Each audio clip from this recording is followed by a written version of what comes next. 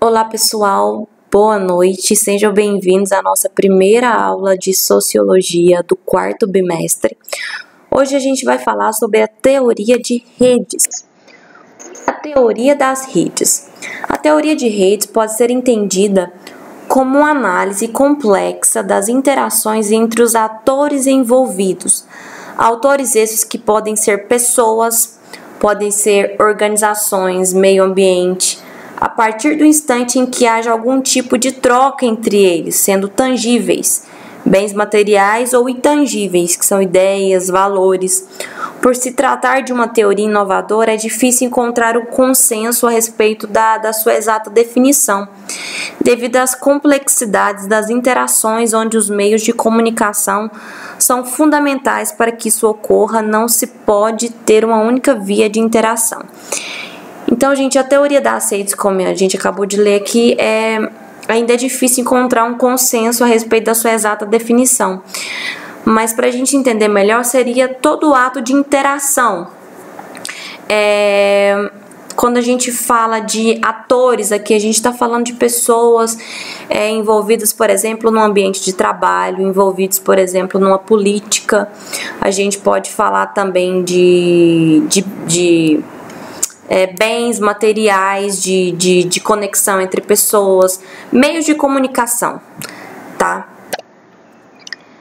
Teoria das redes, Mitsurugi e Sakomano. Vamos ver um pouquinho o que esses caras acham a respeito dessa teoria. A teoria de redes, também conhecida como teoria Actor Rede ou ANT, sigla originária do inglês Actor Network Theory, é uma teoria que surgiu no campo social e que atualmente se expande para várias áreas do conhecimento, além das sociais, originando-se em estudos científicos, sociais e tecnológicos. A gente pode pensar na rede social, por exemplo, que é algo tecnológico.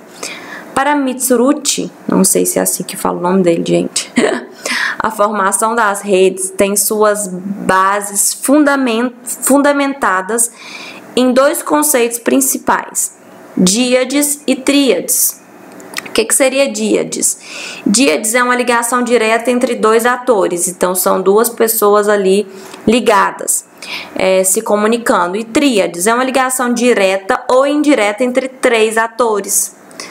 Para Sakomano, uma análise de redes deve levar em consideração as propriedades centralidade, equivalência estrutural, autonomia estrutural, densidade e coesão. Essas propriedades têm o papel de auxiliar os analistas e ajudar a investigar fatores nas complexas relações entre os atores. Então, agora a gente vai ver um pouquinho sobre esse pensamento de Sakomano. Então, a gente vai ver um pouquinho sobre a centralidade, equivalência estrutural, até a coesão, tá bom? O que seria centralidade? O ator central, a gente está falando aí dos atores, tá? Da comunicação. O ator central tem uma posição privilegiada, onde é um ponto referencial e tem a oportunidade e acesso a recursos, poder e informações dos outros atores. Então, falando de uma empresa, por exemplo, seria o chefe, seria a pessoa que tem acesso a recursos, seria a pessoa que tem o poder, que tem as informações de quem trabalha na empresa. Então, seria o ator central. A gente está falando aí da centralidade. Autonomia estrutural. O que seria autonomia estrutural?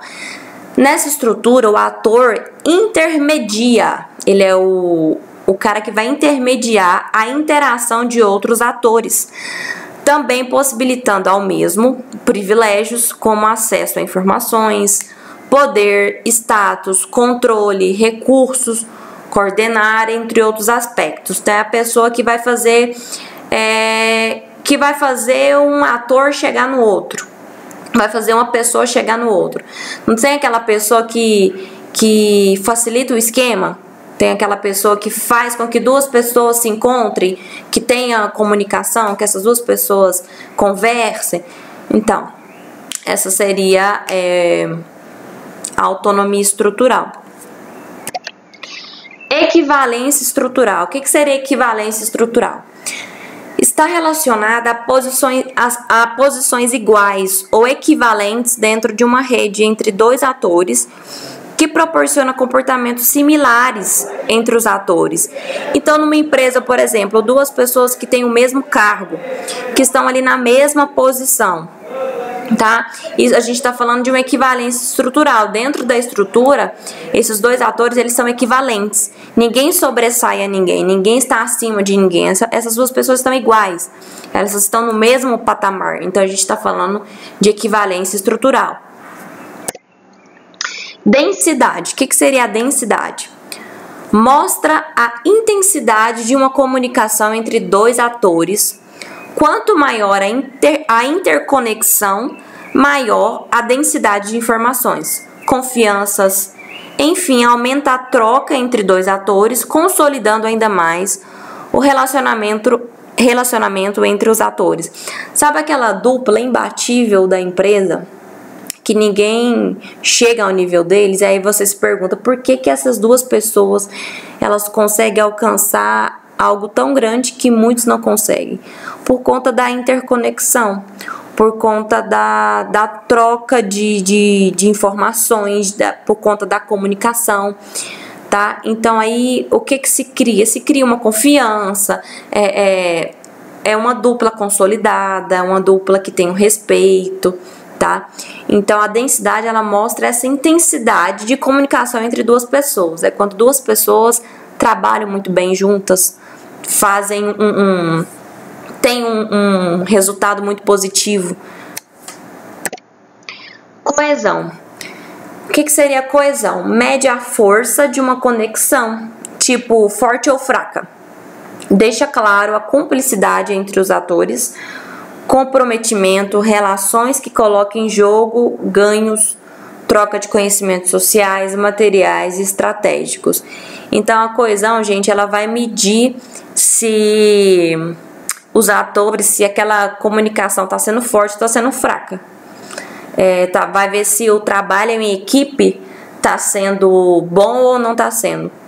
É o que vai medir o comprometimento de cada um com o trabalho em equipe.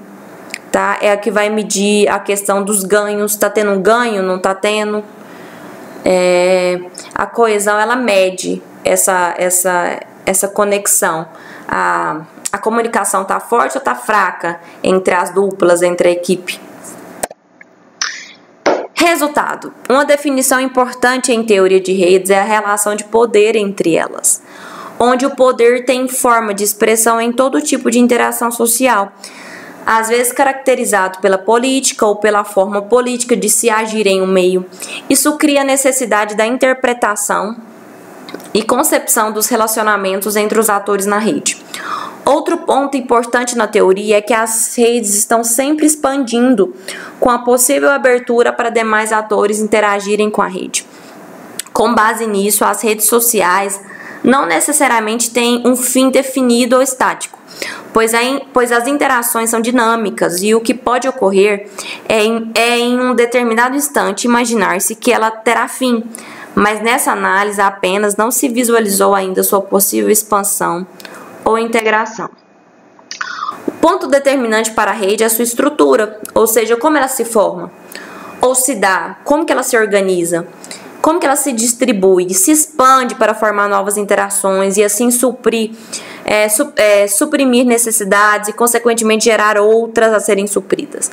Essa expansão ocorre devido às informações nela contidas e como se dá a troca de informação nesse meio ambiente em que a rede está inserida. Reforça-se aqui, gente, o conceito de expansão das redes sociais. Nessa expansão que a rede proporciona o conteúdo das trocas de informações, não é tão importante quanto o modo como elas se relacionam e se formam. Importante. A sociedade moderna sabe e preocupa-se tanto sobre assuntos como cosmologia e imunologia, mas carecemos de uma estrutura para pensar sobre por que e como os homens, os atores, devem interagir e cooperar entre si. Parte do motivo disso é uma velha história que contamos a nós mesmos sobre o mundo. Negócios e nações obtêm sucesso sendo competitivos. Gente, isso é uma ideia velha, isso é uma história velha. e que a gente cresceu ouvindo, em que o sucesso ele vem a partir da competitividade. Hoje não. Hoje o mercado ele vem mostrando que o sucesso ele tá nas redes sociais, ele tá nas relações sociais.